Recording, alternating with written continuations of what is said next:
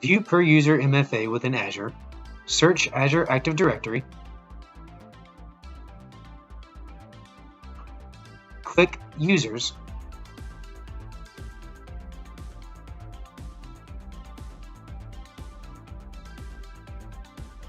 click Per User MFA,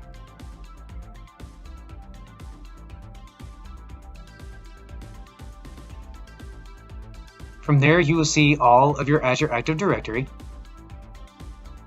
and you will be able to enforce or enable MFA for a particular user by clicking on that user,